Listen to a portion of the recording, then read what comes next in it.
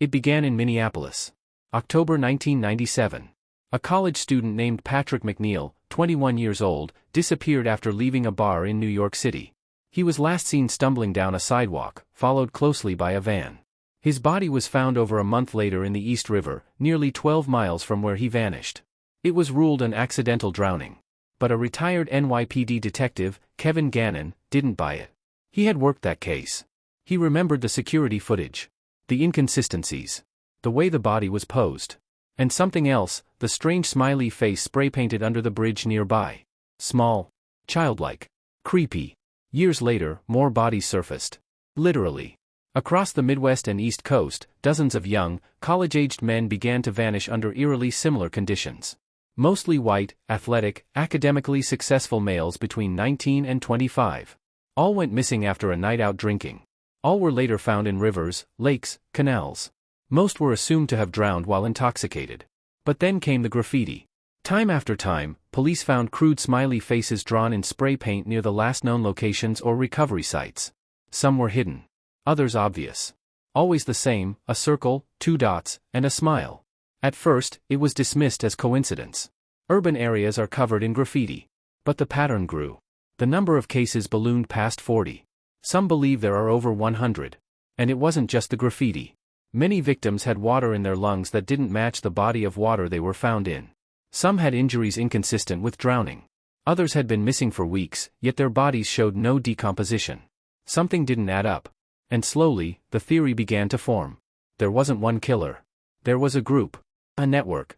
An organized cell of serial murderers who targeted young men and made the deaths look like accidents. And they always left a smile. Detectives Gannon and Duarte dug deeper.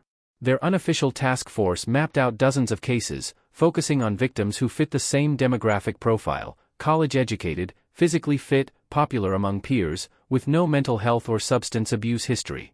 Victims like Chris Jenkins, Minneapolis; Josh Giemond, Minnesota; Brian Schaefer, Columbus; and Dakota James, Pittsburgh. The scenes repeated like clockwork. Victim goes out drinking. Often last seen at or near a bar. Vanishes suddenly, sometimes just steps from safety. Weeks later, their body is found in a river. Police rule it as accidental drowning. But there were always strange gaps in time. Some men disappeared for weeks but showed no signs of bloating or decomposition. Toxicology reports revealed GHB in a few bodies, a drug often used by predators. Some were missing their shoes. Others had their wallets neatly placed nearby, untouched.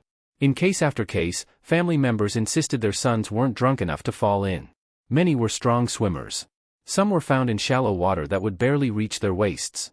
Then came the symbols. Not just smiley faces anymore. The investigators began to notice graffiti codes, arrows, initials, numbers. Some even matched up across states. Symbols that could be communication between killers. Others featured dates, possible kill counts or future targets. One message, found behind a dock in Wisconsin, simply said, "Sink and smile." The police dismissed the theory, calling it a conspiracy. They refused to reclassify the cases as homicides. It was too big, too strange, too threatening. So the killers kept smiling. And the boys kept drowning. In 2018, after 2 more men went missing from separate colleges in Illinois and Michigan under nearly identical circumstances, a small group of amateur sleuths took matters into their own hands. They called themselves the Downstream Watch. They were tech-savvy. Obsessed with patterns. Some were ex-police, some were hackers, some were brothers of the victims. They planted hidden trail cameras at bridges, alleyways, docks, places where previous victims had vanished or been found. Their goal: catch the next smile. Weeks passed. Nothing happened. Then in November, one of the cameras caught something. A man, mid-30s, wearing a black hoodie with an unreadable logo, carrying a long duffel bag. He approached the riverbank behind a college town bar in Indiana. He looked around, leaned down, and began spray-painting a smiley face on the concrete, identical to the others.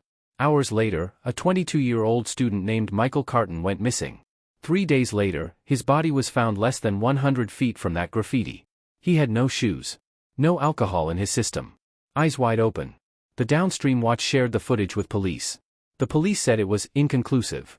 So they released it online. The video went viral. Millions of views. News stations picked it up. Interviews, podcasts, hashtags. And then, silence. The original video was taken down. The account that posted it was deleted. Members of the downstream watch stopped responding. 2 members, Tom Halbert and Katie Lurie, went missing within a month. Their apartment was found empty, lights on, laptops fried. On the wall, another smile. This time drawn in blood. The theory today is whispered online. That the smiley face killers are real. That they operate as a network of nomadic murderers, moving state to state, targeting men that fit a specific mold. That they use encrypted forums, dark web message boards, burner phones, and coded graffiti to communicate. That they stage the deaths as accidental drownings to keep suspicion low. That some of them may be ex-military. Others cops. Others completely invisible. Some even believe it's part of a cult ritual. That the smiley face is not just a calling card, but a symbol of ownership. That each victim was marked, collected, offered. There are even rumors of a central figure. An organizer. A mastermind. No one knows his name. But in deep message boards, he's called the Jester. He never kills directly. But he leaves a message at every location before the next accident. One photo posted anonymously showed a white mask with a slit grin nailed to a tree near the Mississippi. The caption simply read, "He's next." That was 1 week before a college senior vanished in St. Paul. The official record still calls it an accidental drowning. But the family swears there were no signs of alcohol.